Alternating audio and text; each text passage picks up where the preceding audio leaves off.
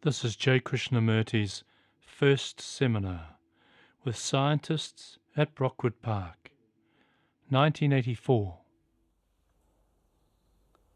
Some of the unresolved questions in the area of brain research lie in perception, memory, and the nature of intelligence. Jiddu Krishnamurti has explored these questions without any scientific background, and yet has indicated that thought is limited.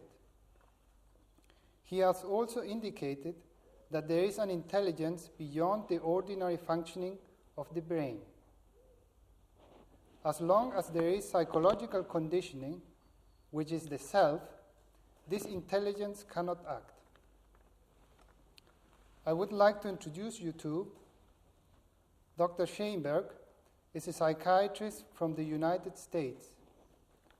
Dr. Pete is a physicist, writer, and filmmaker from Canada. Professor Bergström is a neurophysiologist at the University of Helsinki, Finland. Professor Varela is a neurobiologist at the Max Planck Institute for Brain Research in Frankfurt. I am a neurobiologist and teacher at Brockwood Park. One important instrument in the understanding of the brain has been thought. I was wondering if we could discuss whether thought can help us to understand the brain and the complexity of life. Do I start right off? If you wish.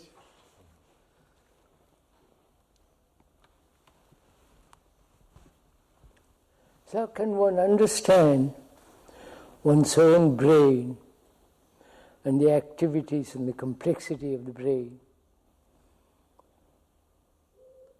without operating on animals, dead bodies and so on?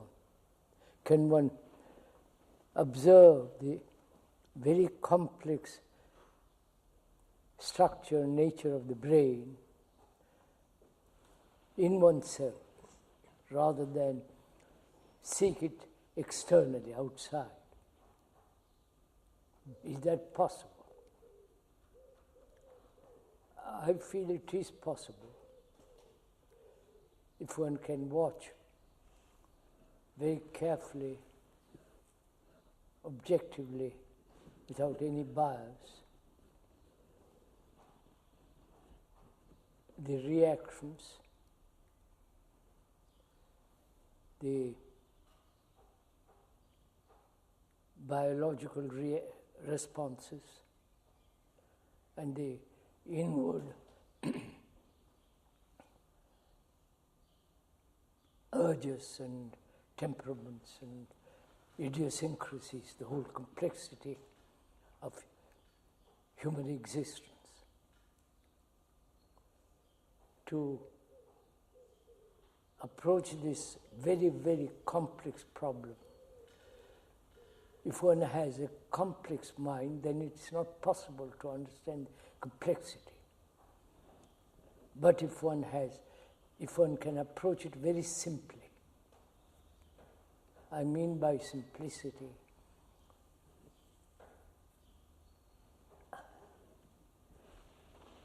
without compulsion, without will,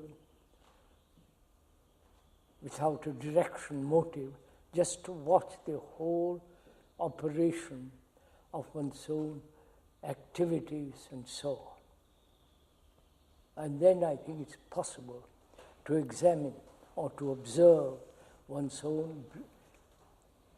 the activity of one's own brain without seeking it externally.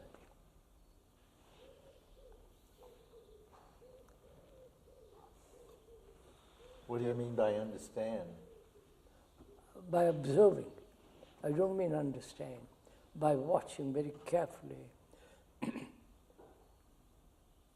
the complexity of oneself. What's the operation of thought, how thought arises, what is the cause of the origin of thought,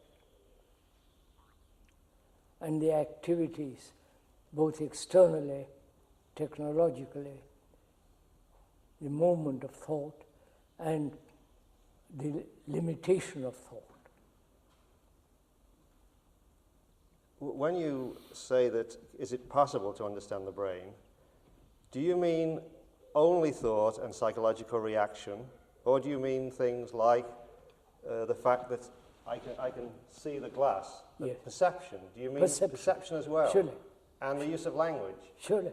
Linguistic, You know, all everything. that, the whole complexity of human endeavors, action and feelings, and all the imagination, the whole content of all. And learning, Watching. and being able to learn something new. Being able to learn and work in a totally new situation. Would you call it learning? What is there to learn? By just watching? Well, that seems to me precisely where there seems to be a fundamental distinction between merely observing, or not merely observing, or completely observing. Yes. Without the me. Without the me. Yeah. And a notion of creating a way of understanding how that observation comes to be, which is traditionally what Western thinking has done, including science, creating what one can call a model, a process, a theory, a law, whatever. Now, would that endeavor be out in the approach you are proposing? I don't quite understand out. Would not be pursued, would be left behind.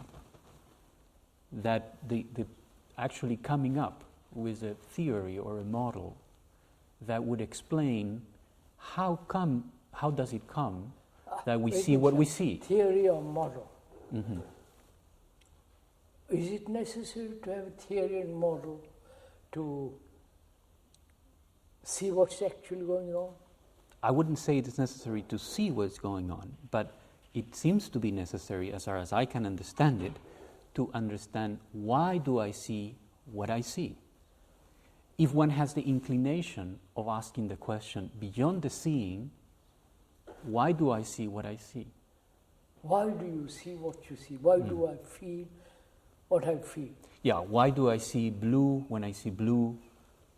Very simple questions like that, Yes, which are the yes, ones that I've been I concerned with understand. as well. Is it?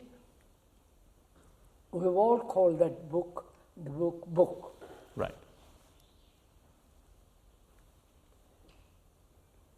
And I accept that. We accept it, all of us. That thing is called a book. Mm-hmm. And that thing is called a table. Mm-hmm. Yeah, But why? the computer can't call it a table immediately. But then you can ask yourself the question, why the computer can't and we can? How Because are we made different? We have got the capacity to see anything, 4 legs or 2 legs or 1 leg, a table, instantly. Yeah, but what is that capacity? This is the point. See, what is the capacity to do it, and then what is the relationship of that capacity to, in other words, what is your capacity, what is the relationship of your capacity to say that's a book to your capacity to say it's a table, or to your capacity to see it's a table? Well, perhaps I think we should go at the very beginning question Slowly, you said. slowly, I mean. You introduced the question of observation somehow, and which were different from theorizing about something. And I think perhaps it would be good to start clarifying what do we mean by observing something. Should we do that, sir? I felt that he clarified it very well. I felt that I understood what he meant by observing. I don't feel... What did he end? Well, will you tell me what you think he meant? All right, I'll try. I think he meant by observing completely bracketing a pre-assumed understanding and going into a mode of not being self-centered, but of being with the object or with the movement without any precondition. Mm-hmm. Okay. But To the extent that that is possible, then there is an experience, there is an observation. So, sir, that does that imply to observe there must be no conditioning? Yes. Well, Yeah. I think That's what I think I understand Yeah. that. we have to go slowly here because somehow you mentioned you see an observation without the me. And Yes. it doesn't seem to, for me, so clear that. Because whenever I'm looking at something, there seems to be this separation between my observing at something. There seems to be this division in the brain. Is that our conditioning? Yeah, it seems to be one of them. But why Yes, is that? There is a seer and the see, Yes. the observer and the observed, the thinker and the thought, the experiencer and the experienced. Well, turning it the other way, though, from what Professor Varela was saying, there's a relationship. I'd like to know, what do you think the relationship is between the theory and observation? Well, this is precisely where I wanted him to move. I don't think there's any theory. Oh, well. All right. Well, I mean, you accept, therefore, that what the endeavor you are proposing would be a radical departure from what has been all of the models of Yes, sir, knowledge yes, from sir, the West. yes, sir. Because If I may be wrong. no, but this would but not have anything. In observing, why should I have a theory about it? Well, it seems to me that can I try just that Yes, for sir, one moment? please. When I look at that question, it feels that there is something inside me that by itself is inquisitive about why is it, or how come this is the way it is. Isn't it interesting that the paper is white and the book is blue? Isn't that interesting? Why isn't it red? It is. There's a red book there. Yes, but why is that red and not this one red? Because we have called that red. Yeah, but why have we called that red? What is the process through which that comes about? Yes. You What see, is that the is a process? natural inquisitiveness that leads one into building this sort of theories, Yes, which eventually, for example, might allow me to build a machine, right, which would have a mind with big quotation marks of thoughts. Like that computer. could say, which could say, oh, that is a red book and that is a blue book, just at the same time when I would say it. Yes. I wouldn't, and we would consider that interesting. That's what No, interests that's me in not science. very interesting, no. No? Yeah, go on, Right. sir. Well, I find it interesting. all right, go ahead. Sir. I mean, that seems to be the whole pulsation of I science. thought you said that was not very interesting. I thought you said that was not very No. I find it interesting, and that's why I said, when you ask, do we need a theory at all? I said, not really, but there is this inquisitiveness that seems to constantly come up of asking the question of, how is it like that? How can we understand that? How can we have an image, a representation of a process where that can't be? But there's more, I don't think you're saying enough, and I wish you would say All right, more please. about what.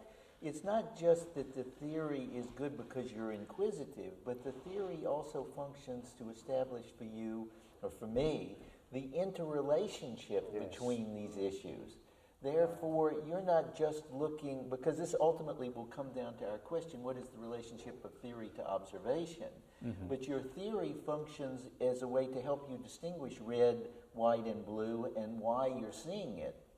And therefore, you have an interdigitation of many different aspects of your curiosity. Yes. Suppose you Yes, ask it at a you're much right. more a simpler level. I mean, we're talking about perception, and it's not clear whether we're talking about perception as psychological perception.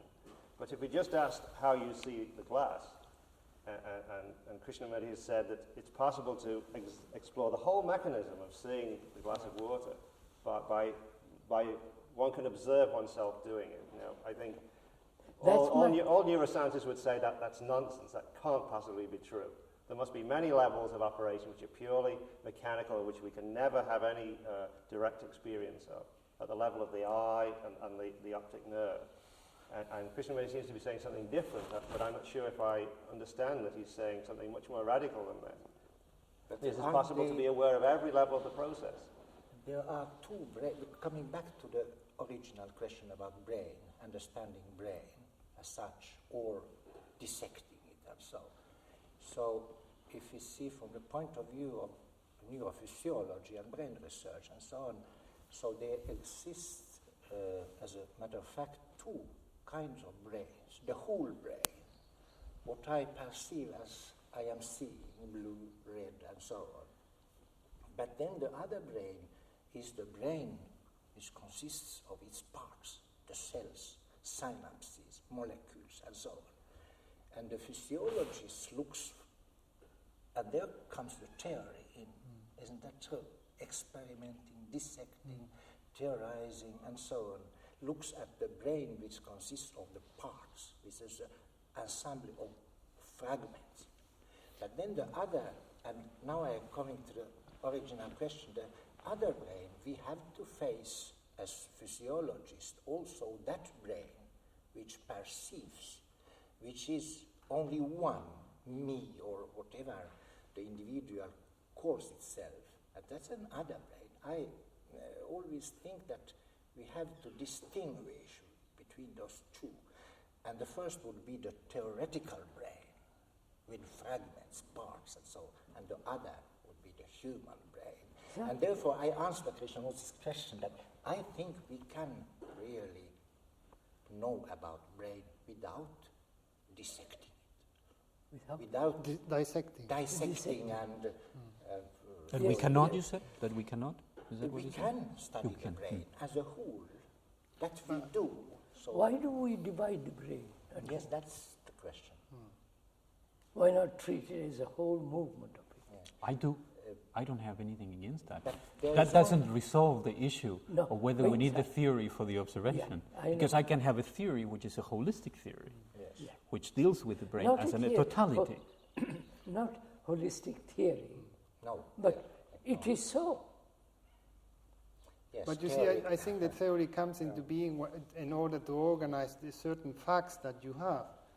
I mean, so you have to give in a certain coherence and logic to the facts that you are accumulating. And I think what Professor Varela said is something very interesting. If you take, for example, a child, from the very beginning it seems this natural tendency to discover things, you know, and to attribute meaning to things. But the theory cannot be holistic. Theory has always parts, connection with Ooh, that's a touchy one. I don't That's agree. But that would take us in another direction. By collecting all the parts, you make the whole? No, of course not. No. I agree absolutely. But what I mean by a holistic theory is a theory that has built in itself the awareness of its fragmentedness. All right. Which is quite a different thing. Can we put it this way? One is aware of that we are fragmented human beings. Right? Yes. Those fragments, we are trying to bring all of them together. And that doesn't make the whole. No. No, it doesn't. That's true. Right? Absolutely. So how is one to proceed then? Huh? How is one to proceed then? You see the obvious. Well, it doesn't follow from that. I mean, spokes. You collect all the spokes of a wheel, but the spokes don't make the wheel. You have to put it, right? Mm-hmm. I don't quite see the difficulty in this. But to put the wheel together, you also need some technical knowledge, as well as the perception of the whole. But and where does the technical knowledge come from? Is that what we are trying to do? Well, technical knowledge, how to put the brain together? No, but you say to understand the brain, it is not necessary to. The technical knowledge is really not important. The dissection. I didn't say that, sir. Oh. You said, can we have a theory? Without the dissection, without opening the hood of the car and seeing all the parts inside. For my part, I can say that to me it's a fascinating question because nothing that I would like more than to be able to ask the questions about how knowledge works without having to disrupt an animal. It sort of pains my heart that we have to carry on with this knowledge by disrupting life. I don't like that. As a matter of fact, I don't want to do it anymore. No, sir. But still, the inquisitiveness is there. Now, wait a minute, sir. Where should we begin? We could put yes, so I think many somehow. There is one reason why we should know a little bit about brain's cells and so on, and there are the diseases, you know, if it's a disease, a sick brain. So that, I think, was one of the reasons why they began to fragmentize. Yeah, perhaps we could dissect. come back and stick to one question, you know, and said we start with by saying, can the brain understand itself? What does that mean, really? And is it possible that thought can understand the brain? I think we should stick to that somehow. Yes. Would you say, sir, the brain is the center of thought? No. Just Sorry. let me go. Sorry. Thought, feelings, physical responses, biological responses. And also, the brain is the center of one's, quote, consciousness, fears, pleasure, anxiety, for all that, sorrow. The whole of that consciousness, if you accept that word, is in the brain. It's not out there. I'm afraid I would have to disagree. How delighted. I don't think that thought or consciousness is in the brain, that this is precisely one of the greatest mistakes. Wait, sir. Thought is outside. It's neither outside nor inside. There is a quality of relationship which Yes, thought wait is a of. minute. So then we have to inquire what is thought. Okay. Can we begin with that? All right. Yes. Huh? Good. Would you? Yes. Let's do that. Let's do that. What is thought? What is thinking? Do you want to go first, or shall I ask me? Discussion. Okay, fine. I would say that thought belongs to a form of action which is related to separating a unit from its context. That any separation of a unit from its context is a form of cognition or thought at a fundamental level. Yes, Therefore, sir. the thought cannot exist without the relationship between that which is distinguished and what it's distinguished from. Wait a second. Would you say then, do you think that thought is a event that arises de novo, or is it some sort of process event which articulates the separation and arrives at the in other words, that the arrival of thought is the articulation of the separation? No. Therefore, No.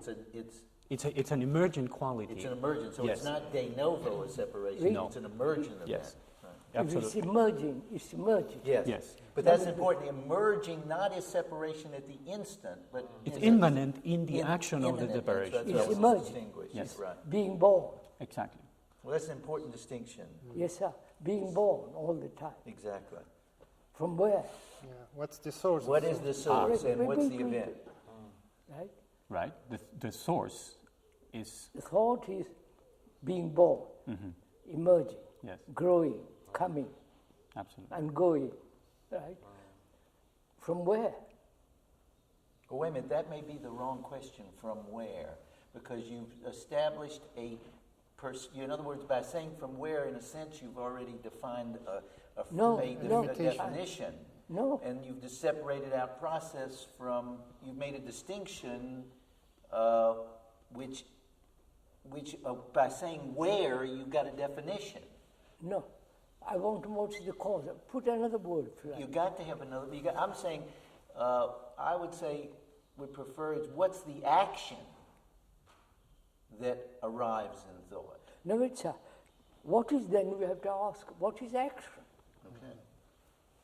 That's What is better. the source of movement? Yeah, what is Yes, this whole right. movement? Okay. When I inspect that question for myself, in myself, the only answer I can get to is it's an unlimited frontier. Yes. That is, the moment I am in thought, I have obscured for myself that which I'm asking. Therefore, the source of movement or the source of thought is an unlimited space, which is beyond thought. I wonder. About what? What do you wonder? I want what is the relationship between thought and action? That's what we are discussing. Yes, but thought occurs. Thought happens. Yes. I find myself in thought. Therefore, it is action. So Yeah. you just now said thought is born, Yes. comes into being, right? Right. It must have some causation. Yes. But in order to see the causation, I will have to put myself out from thought. We'll see. sorry. So we have now to inquire whether it's possible to observe the causation without the observer, who is the outside. Right. Right? Right. Right, sir? Right. Absolutely. Right, go ahead. And the question as you phrase it. Wait. Yes, I'm sorry. So, can one observe the cause without the observer? That's a... Let him finish one Yeah, more go step. ahead. No. Let him finish Sure, one more step. yeah. Right? Can the causation be observed without the outsider or the observer, the witnesser? Right. And which means the observer, the person who perceives, is not the observed, the observer. Say that again. Yeah, please. Can you say that again? Say it again, Christian G. Come on, again. I know, then I can't repeat it. I'll put it Another I'll put it another way. another way. There is a perception of you Yes. sitting there and I sitting here. When I see you, and you have been introduced to me, and so on, I remember all that memory of it. He's the observer. Can I look at you without the observer? Without the knowledge of you? You understand? Yes. Of course I can. Well, I think we have to go slowly there because it's a great step there. Yes, you can. Of course. Yes. Therefore, the observer is the observed. Yes. There is no separation. Absolutely. There is separation only when there is the observer different from the observer. Correct. Absolutely. So that's an observation. Huh? That is an observation. That's real observation. Yes. Without the observer. Correct. The observer is the past, memory, knowledge, experience. Yes. All the observer is the past. Can Right. I look at something without the past? Of course it's possible. Yes. Yes. Well, I don't know. Just let me finish. And then what is action? You understand? Yes. What is action for that What is non-observing action? Leave that observation? for the moment. Okay. What is action? When there is no observer. Right? What's action?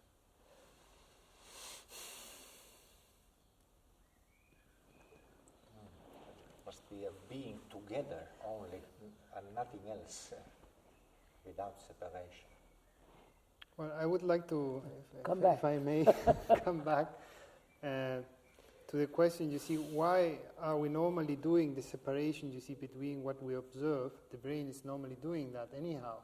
So perhaps one could say that it might be normal for the brain, whether That may be our tradition. Yes. That may be our education. Yes. That may be we have been told from childhood that is different from you. You are different from me. But when you were introduced to him, let's say, when you were introduced to him, your perception of him at that instant was the observation without the observer. Then now, when you look at him, you've got the memory. I begin to the brain begin to accumulate the knowledge. So there was about an him. action. He says he won't operate anymore. So I said, but Joe, is he, you know, all the rest of it. So can I forgive? No. My point is this, to put it much simpler. Not to record. But you did record. I did, but that's a very No, but that's not my Yeah, point. well, You didn't record, then you did record. No, sir. No. Just a minute. In my relationship with you, with you all, I've recorded. Suppose I've recorded. Then that record becomes the observer. But if there is no record, there is only C observing. But Yes. suppose we say that Yes, the brain is recording.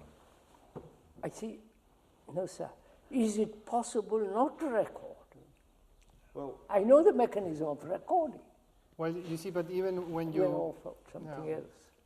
No, I think that's an interesting point. Can you hold on just for a second, because I want to pursue that for one moment. But we have agreed that it is possible to observe without record. Yet, No, is that a theory or no, actuality? yes, it is possible for No, the moment it's possible, you have made it a theory. I think we have to agree it's a theory for us. It's a theory. Yes, you see, that's what I'm... We're I not don't being object. honest. That's true. I don't think we're being honest. Of course, sir. Yeah, we're just saying yes, but we don't really believe that. No, that's true. You see, for example, I don't know what you say. I mean, normally science, you know, there's a person doing science, and to a certain extent, one could say that this division between the observer and observed is necessary to a certain extent, right? When you are dealing with an experiment or with the outside world, right? So now it doesn't necessarily follow that psychologically, you see, we are doing exactly the same. I understand, sir. Yeah, after all, as a human being, with the result of 50,000 years, Yes. right? Tremendous accumulation of knowledge, experience, all that. I am that. And that is looking at something else. So separating itself constantly. Yeah, but also, you see, this is precisely the point, that separation has to be sustained by an ongoing process which has constant breakdowns. And at the points of the breakdowns, there is that closing the gap. So in my perception, for example, of you right now, I'm constantly having gaps or flashes of this observer, and it's like cracky, it's gappy. I say, why? Why does this Yes, why is it? contradiction all the time? No. This is precisely the point. Why do we have to see a contradiction there? Yes, it I seems can that explain both it. things, One both can things are explain there. it. What did you say? What did you say? No, I was actually going back to Oh, yeah, something no, that you right, yeah. raised, that it seems that we have both of them. Right? Observation with observer. So and- at one level, yes. If I met you again tomorrow, Yes. I can't be reintroduced and say you. It would be silly. Yes. But at that level, it's necessary. Right? But at a deeper level, why should I carry all the memory of meeting you and all the. Why should there be recording of it at all? I meet you. Yes. Finish. But didn't you just answer the question by saying that if you did one without the other, if you just met me without accumulation, then tomorrow we would have to go through the that'd be circus of absurd. presentation again. That's very So insane. therefore, both of them are Yes, necessary. at one level. Yes. Yeah, I think what the... Well, I would like to hear you say more about what I've never heard you use those words, level. What do you mean by levels, and what is the relationship to levels, between levels in your terms? I think it's very simple. Well, I'm stupid, I don't understand. I'm stupid. That makes two of Yeah, us. or So I need to know how to write a letter, right? Their knowledge is necessary. Drive a car, anything. Physically, to do anything, I must have a great deal of information, knowledge, and accumulated memory and so on, right? Yes. Psychologically, if you don't like to use that word, inwardly, why should I accumulate? Why should there be accumulation? Yes, but if I understood well what you were saying, Francisco, and you, even when you say that the brain does not record, there's still a process of recognition, you see, which necessarily must involve certain levels of memory. We said that. Yes. We said that. So what do you mean by when the brain does not record? Is that possible, first of all, psychologically not to record? You understand my question? Mm-hmm. Mm-hmm. Yes, but You say something brutal to me. Yes. Why should I record it? This recording is the self. Mm-hmm. Oh, well, there are many questions. Suppose I said that to see anything, there has to be a great accumulation. That you could say that there could be no perception without the accumulation, and the accumulation includes the actual structure of the brain that's evolved over millions of years. That is, in a sense, a form of memory. Matter has formed in certain connections, and that is preserved over a very long time. So I could say that there's no perception without some form of accumulation of memory and knowledge. Of course, we agree. Yes, We've yes. stated that. So without that, there is no perception, and this is something that's always continues. And this is different from. Is this different from a psychological recording? That's what we are asking. Yes, I think that's an important question to clarify. So we made it clear just now, didn't Yes. we? Mm-hmm. Absolutely. That I need knowledge to put, if I'm a carpenter, I need a great deal of knowledge. Yes. The quality of the wood, the grain, and the instruments, and so on, so on, so on. That's necessary. I don't object to that. That is so. Otherwise we can't live. But at the psychological, inward level, What level is that? Forget the word. All right. Throw the word out. Inwardly, What is that? What is inward? the feeling, the psyche. You should know your psychology. But is there a differentiation between these two levels? Are you pulling the two apart and saying that's No, the psychological, that's the practical? No, And the two can be absolutely separate. I see knowledge is necessary. Yeah. And also I am questioning whether inwardly, psychically, psychologically, any word you use, inside the skin as it were, why should there be any recording at all? Okay. Now, But just wait a second. yeah. This recording inwardly is the divisive process. Mhm. Yes. The divisive process is the self, the me and the not me, which is creating havoc in the world.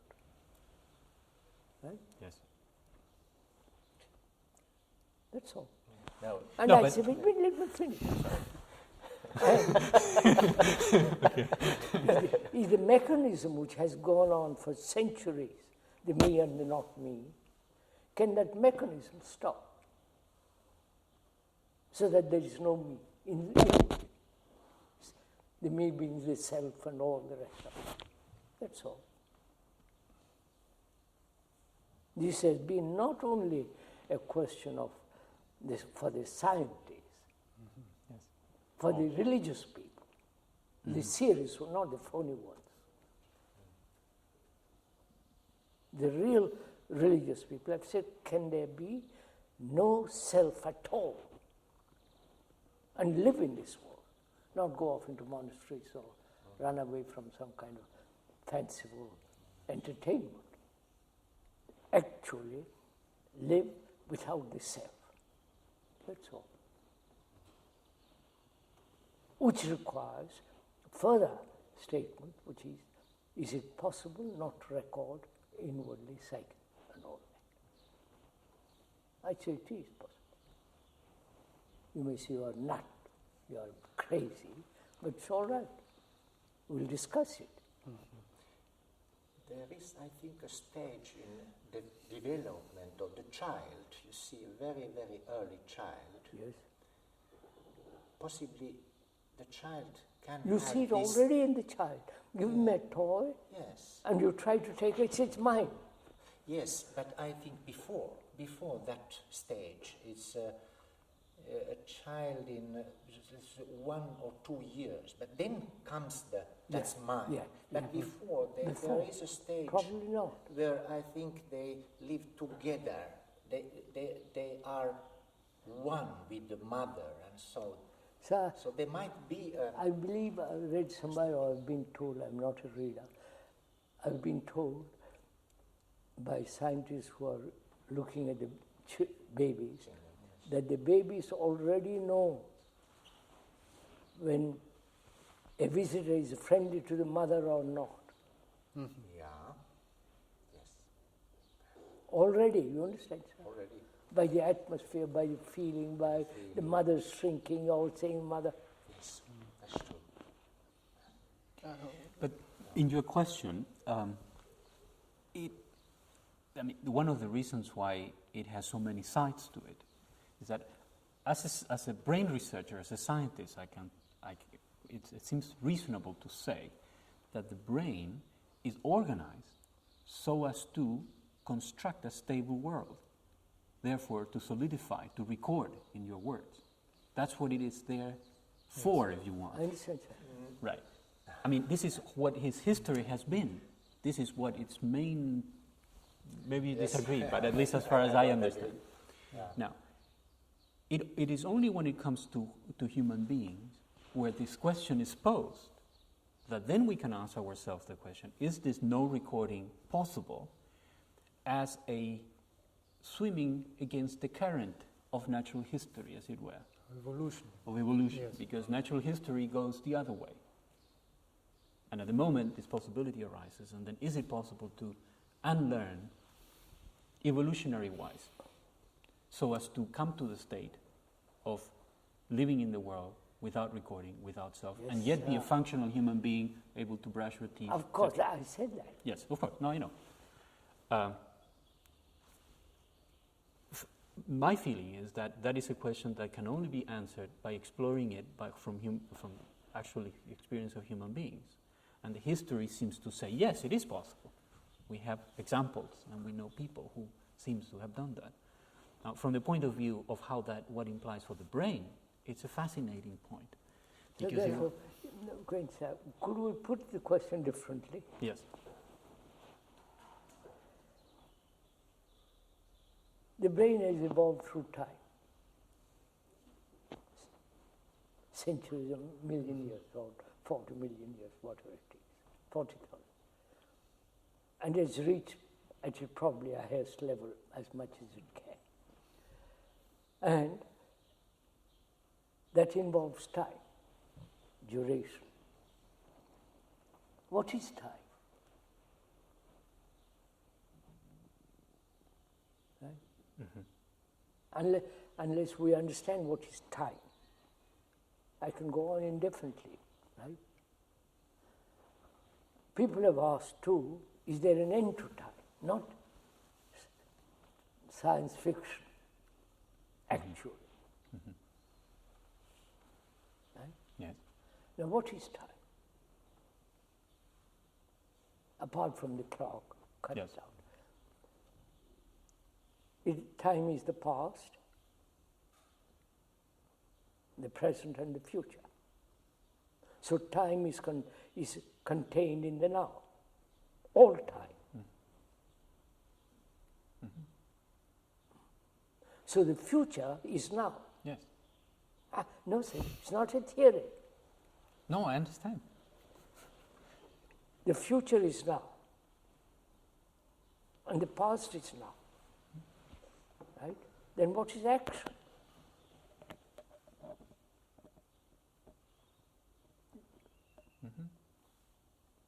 If action is, I will do in future, or I have done, it's not action. Action is now. The very word act means now. Right? Yes. So, can the brain, which has evolved, you follow my question? Yeah. Go on, sir. Well, but the very description of saying the brain has evolved is already the trap. We said that, it's a fact. I'm not denying that. But if there is no radical revolution psychologically, we'll be tomorrow modified like as today. I want to come back to something. Yes, I would like to. I'd like to come back to where we were at the very beginning of this, because I see a connection here, which is the fact that at the level that you talked about, the so-called inward level, Leave the word level. I said cut it out. Inwardly. There is an action. Now, at the beginning, we talked about the fact that inward action, immanent in that inward action is thought. And immanent in that movement of action is thought, which separates. Now, that's where time gets. That's where the twist Therefore, comes. thought. We are saying thought is limited. Yes, but what I'm trying to get at is the fact that in the inward level, and I'll keep that word for the minute, out of the inward level comes thought. Now, the question is, what is the relationship of that movement, that action, to thought? I don't quite follow. Well, in other words, the state of observation without the observer, the action has immanent within it thought. No, sir. Sir, the observer is the observed. We agreed to that. Right? Right? Yeah. It's not a theory. But immanent in that. Sir, no, just wait a minute, sir. The observer is the observed. That's a tremendous fact. It's not a theory. It changes the whole way of living. There is no division as the observer and the observed. Therefore, no conflict. And that's a theory. But to live that way, which means total eradication of conflict, upon which the brain has evolved. You follow? Yes. So when there is that observer is the observed and no conflict, there is a radical change in the brain. You follow? Yes. It's a whole mutation takes place, if I can use that word. Yeah, but your mutation implies time. And mutation is, mutation is That's already biologically as well as inwardly, there is a radical revolution. Because our brain has lived for 40,000 on conflict. Mm-hmm. Now, can I ask you, what is the connection now between that possibility? I would not, you see, I wouldn't use the word possible. All right. What would you use? When you use the word possibility, it means it may be possible. Yes, okay, that actuality. Means time. Right. And the question you posed at the beginning, can I observe my brain Yes. without turning it apart? And without books. Yes. All these books. How do these two things relate? Because Would you state that question? Okay. You said at the beginning, I would like to say that it seems that I investigate my brain without tearing it apart by seeing what is. Yes. It's By movement. seeing exactly what Is. Yes. And now you have also said there is the actuality of the ever-present nowness of the non-distinction where the observer is the observed. So, do you realize what that means? I do and I don't. It comes To and you, goes. it's a theory. Sometimes Forgive it me, is, sometimes I'm it's not. I'm not being personal. I mean, it's No, a theory. Well, sometimes it's not. No, Sometimes either it it's is not. or it's not. Well, it comes and goes. No, it can't. Why not? It is glimpses which Make do it not persist. Simple. When you see something dangerous, it's finished.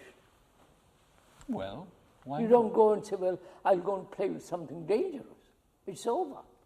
No, but you can see the car coming and get out of the way. You do, but you can't. Each time you see car coming, keep out of the way all the time. No, but sir, are you telling me that it is not possible to learn by having a glimpse of something? When you have the glimpse, you are there. And then something else happens that takes you off. That there is a possibility of building on the continuity of the glimpses. That why does it have to be a black and white? That it either is total or is not. Don't put it that black and white. That means total division.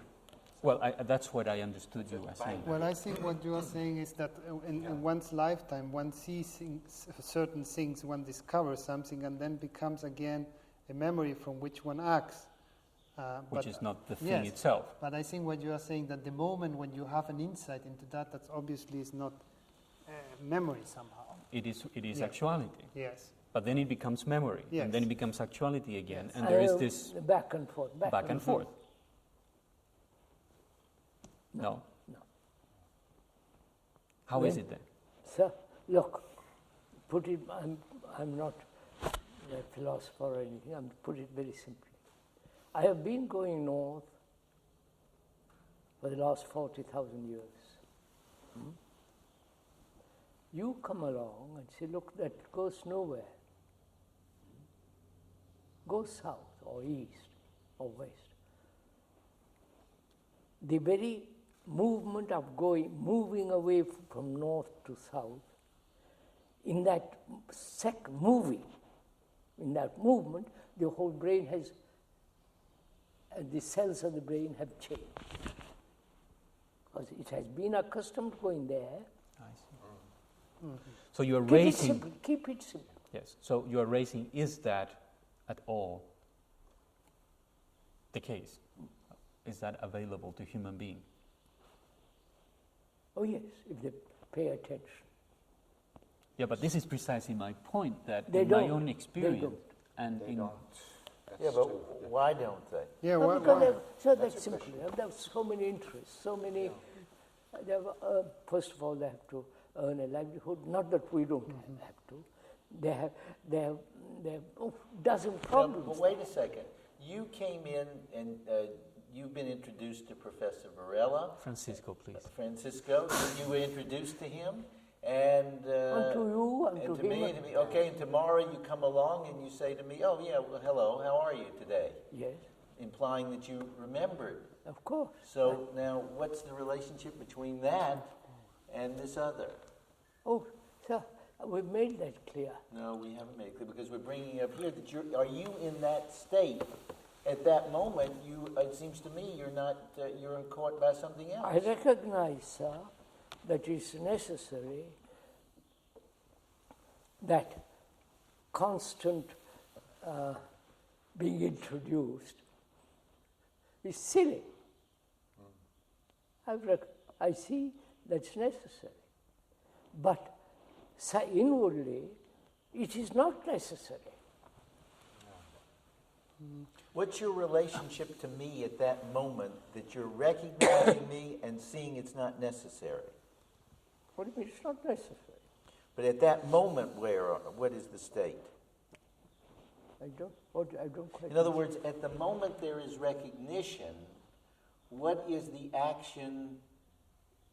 Is there the state of action without the memory also going on? I don't quite follow. Well, What do you perhaps mean? what he's saying, the very fact that you recognize somebody implies memory. Of to a course, I certain said degree. that, sir. Yes. But what is the action then at that moment of the memory? What do you mean by action, sir? Well, are you able to, is one able to observe without memory while using memory? While seeing yes. the relevance of memory but not being I trapped see by it? I see it is relevant to have memory of certain kind. Inwardly, I mean, why should I have the burden of memory? You say something to me flattering, why should I carry that? It's silly. So now here is our man walking for 40,000 years to the north. Huh? Here's your man or our man or me walking for 40,000 years north. No. And then come along and say, it's possible to walk south. And for the first time I turn around. At that moment, there's Yes. But now, the observation, this is not theory, the observation of both the world, the natural world, and in myself is that I turned south and then I said, no, I have to go north. And I said, well, maybe I can go south. And there is this kind of process of until one finds a permanent reorientation. no. Why? Selection. Right. Why? Just Why? I'll show you in a minute. Okay. Why do we do this? Okay. I have been going north, and you come and tell me, look, don't go that way, it's stupid. Go south or east. All right. And I'm not quite convinced. I'm not quite sure whether you are right, because I've been used to going north. That's right. You Right, have to try it right, out, right. etc. Yeah. I've been used to that. And you say to me, go east. I said, but I wonder if he's right. Let me look at the east. No, there is this attraction to north, Yes. which has been going on for 40,000 years. Right. And also, I listen to you, there's some logic in what you say, reasonable, seems sane, and I turn, but the attraction goes on. Which means what? I have not really listened to what you have said. Whether you are really serious, you understand? Whether you mean what you say, whether you are experienced, it's your, not theory, it's yours. You understand, in the sense that you have found it. So, what you are, the quality of your voice, the quality of your being, says go east. And I say, but you, I've listened to it very, very carefully. Then I go east, I forget north. It depends whether you're speaking the truth or the theory. I'm not you personally. No, I understand. I mean, somebody say go north. I say, well, dear chap, what do you know about it? No, granted. But again, I go back to the observation that kind of complete communication... That's all. Yeah, but that kind of complete communication... Complete communication, then I forget north. But why doesn't it happen? Because we never... Very simple, sir. You're going north, have found security.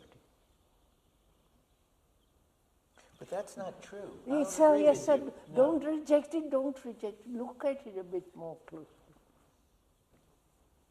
But what I meant is that... Sir, to change a habit, physical habit, right? Yeah. Which is fairly simple, but psychological habit demands much greater energy.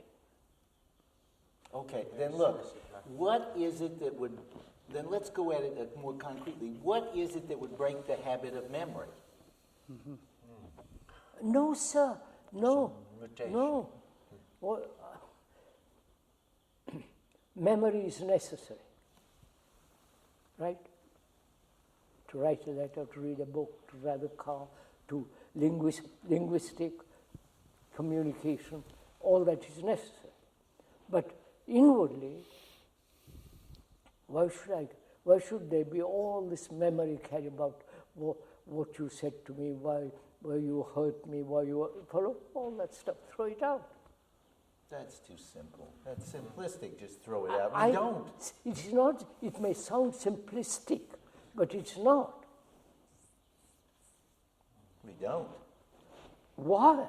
That's the point he was raising. I'm raising it too. Because, first of all, sir, you come and tell me,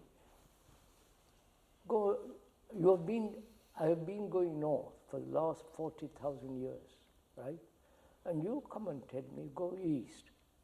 I don't believe you. Who are you to tell me? What do you know? I begin to doubt, I begin to question, I'm cynical. So I've shut it off, all communication. But if you are really serious, in the sense that you have gone east, your whole being is different.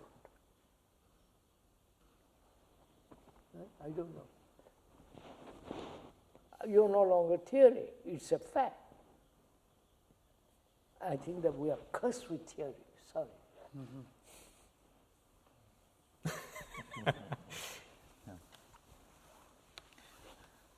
I go back and look at the history of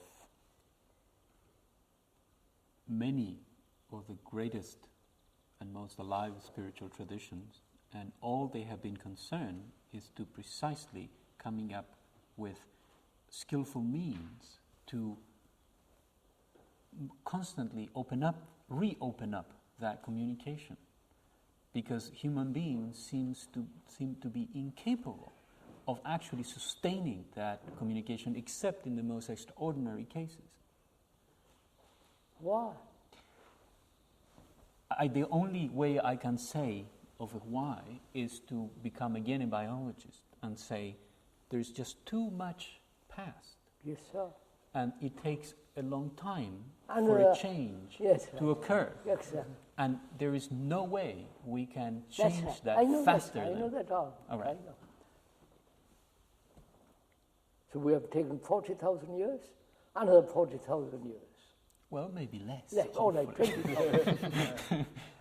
You don't say that to a person who is suffering. No. No.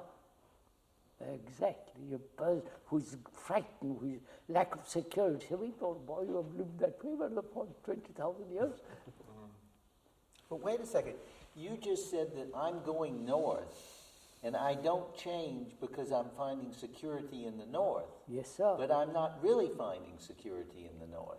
I think But I think I am. Yes. That's it. That's it. Okay, now, what is the understanding of the false security? In other words, how am I going to understand that it's false security?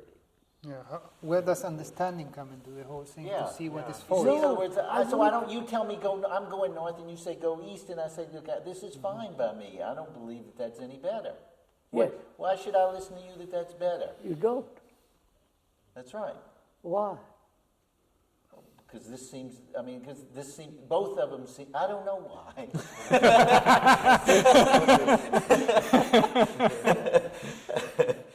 I tell you what I think.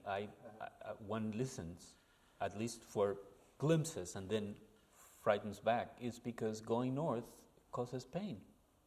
No, going north? Causes pain. Going north. Yes. Why? Because the security is constantly based in a sense of struggle, which is painful. Therefore, that is what allows the communication of the alternative to happen, because you say, that seems better. It's as simple as that. But would you grant that human beings want security? Yes. The brain can't function at its highest. Yes, that's what it's built for. if it is not secure. Yeah. Right? Mm-hmm. So where is that security? Well, Yes, right. Mm-hmm. either it's in illusion, or in a bank account, right? Or in my relation to somebody. I want that in my relation to somebody, I want it secure. No change. For God's sake, remain as you are. And no living being can remain what they. So there's conflict. Yes. And in spite of that conflict, I say I must have security in her Yes. or in him. Right? Or I seek security in God, in some faith, in some belief. Right? Which are all illusions. So I seek security in illusion, in relationship, in the bank account, or in the nation,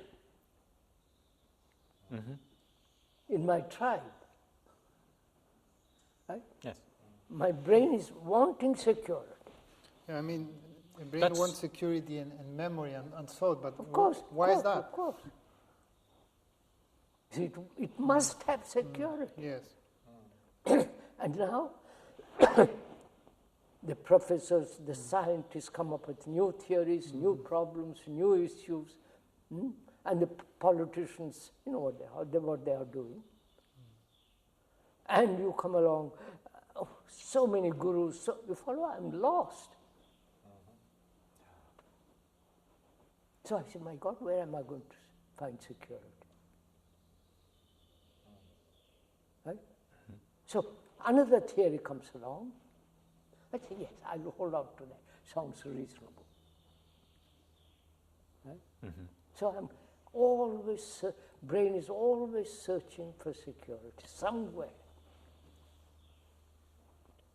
Right?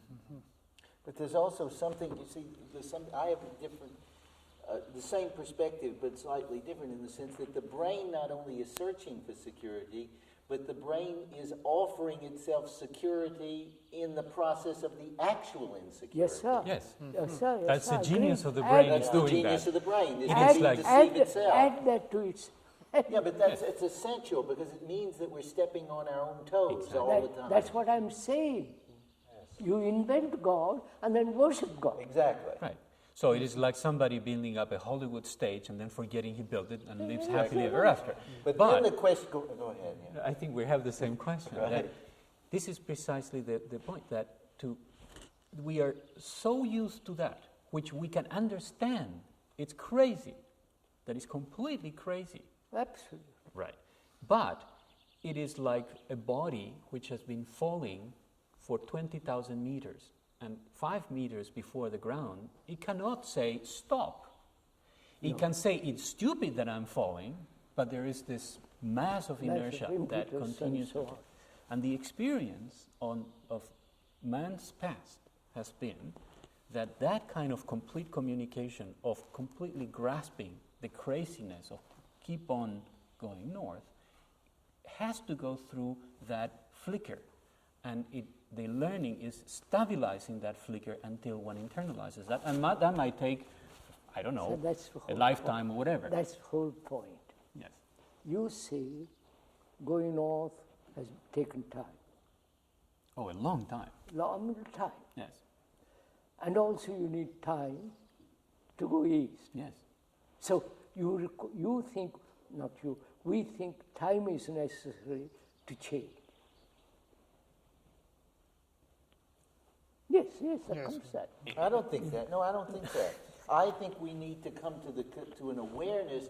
The thing I object to in what you're saying is the fact that you're implying somehow or other that we can think, that we can see it. And I'm saying that we're so caught by our stepping on our own toes, we'll never get out of it. We have to somehow come to terms with what we are. Yes, sir. Just I a mean, minute. we're stepping on our own toes. Yes, sir. That's our nature. But wait a minute. Somebody like me or X comes along and says, just keep quiet for a minute, please keep quiet. Just listen. But we can't keep quiet. right? Was chatting, telling me you're right, you're wrong, you're... And I said, for God's sake, keep 5 minutes quiet. Do you know the story of the scorpion and the turtle? The scorpion comes along and he says to the turtle, how about taking me across this lake? The turtle says, what do you think, I'm a nut? Yeah, you're going to get out in the middle there, you're going to sting me and we're going to drown. Oh, why would I do that, says the scorpion. We'll both drown. The turtle says, yeah, you're right, we'll both go. So get on my back. So they get out into the middle and the scorpion stings the turtle. He says, what'd you do that for? He says, that's my nature.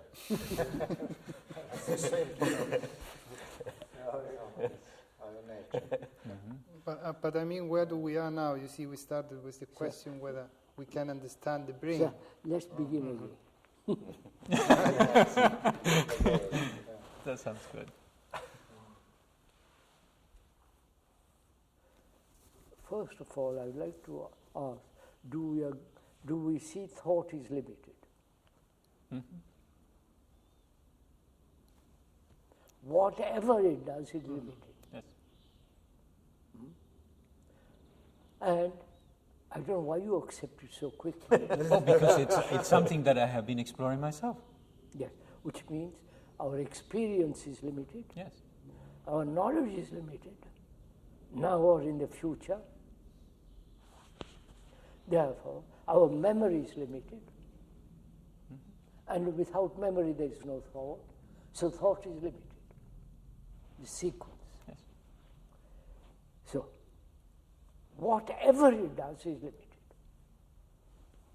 Technologically, psychically, or inwardly, it's limited. Right? So, and limitation must inevitably cause conflict, division. Right? And therefore, is it possible for thought to operate where it's necessary and not operating in other directions?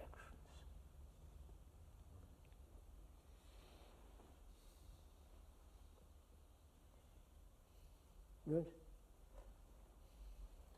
Is there something which is not limited? What? Is there something which is not limited? Maybe, we don't know, but you can only find that out if thought has its proper place and no other place.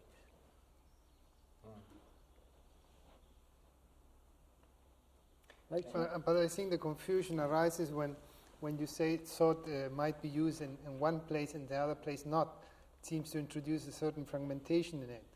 No, sir. Thought is necessary. I'm speaking to you. Yes. There, I must know English, and you know English. If you spoke French and I spoke French, then we will be speaking the same thing, right? Or Spanish or Italian, we'll do the same, right? So, knowledge is necessary to speak in English, right? Right? Of course. Right. Now, what has knowledge any place in the psyche? Well, I would say that it helps to a certain limited extent to understand oneself. No, may I say Yes, here sir. that in Finnish, from Finland, the Finnish language has the word know is tie, and it would be in English road. Road. Road. To road. The road, yeah, the Road. road. That's knowledge. But then understand in Finnish is ympäri, it is embrace. We understand. So To that embrace, in Finnish language, to know would be to go along a road and not to not to know anything else. But Yes, sir. then Yes, sir. this understand in Finnish is embrace, go around. And therefore I objected that you say knowledge and understanding would be the same. I think No, that no, what I'm saying is no, that... but the brain has two ways. The knowledge is really to go this particular way, you see, and search and search and so. But then this understanding, that's a function of the brain also. It is to embrace. That's Yes, I all. understand And that might Well, clarify. what I was saying is that this thing also. that even knowledge, you see, has in itself a certain understanding that might be limited. I mean, might be so. His significance Could might Would be you limited, use but a understanding different is word? not. a different word. Insight. Or intuition. You don't like Intuition a bit doubtful Mm-hmm. because you can having desires and you can. Could we say then that the understanding coming out of memory and thought is to a certain extent mechanical? Let's use the word insight for All the right. moment. Yes. Yeah, insight. I have an insight going north is futile. And the insight says go east. And I move. There's no interval between the movement.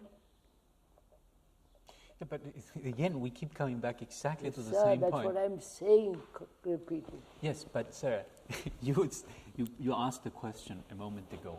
Can we have thought to take its proper place Yes, there. there? Now, that is to say, we are respectful for what it is. Yes, yes, put it here. Right.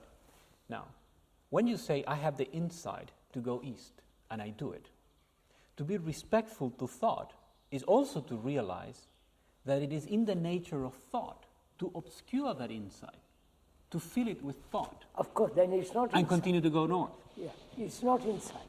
Well, it was for a moment, and then it was occluded. I understand you're repeating the same thing. Well, we are all going around the same subject, because I'm trying to see, let me put it this way, the question I have is, what is the basis from which you are saying that in that insight, all thought will be put into its right place without the flicker? Yes, sir. What is the basis for that? It's now 5 minutes past 1. Should we stop? Yes. We can pick it up next time? From there, please. Yes, all right. Anywhere you like, sir. Insight, understanding, knowledge, is all important questions. So first of all, we ought to discuss what is insight, Yes. right? The word. To have sight in something, right? An insight implies no memory, no time, quick perception, instant perception. Yes, but the perception has to display itself through. Wait. Instant perception. Have we got that? Have we got that? Obviously not. Say, for instance, I see something instantly, and it's that perception never changes.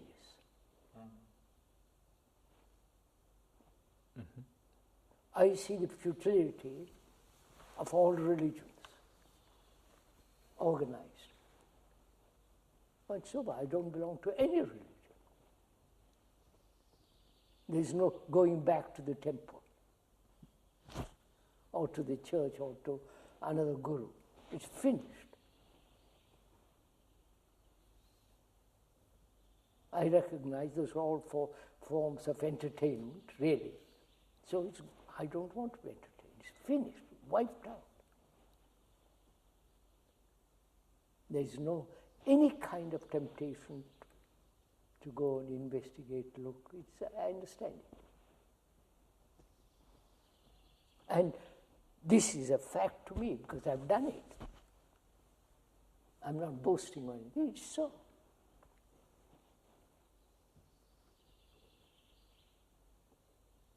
Right?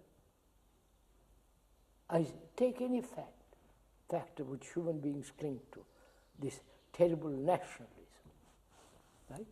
I say to be a Hindu, to be a Muslim, right? So I finish with it. I don't go back and say, oh, let me play with nationalism a little bit.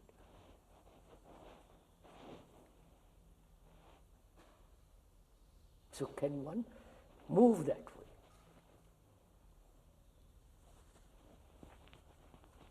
All through life.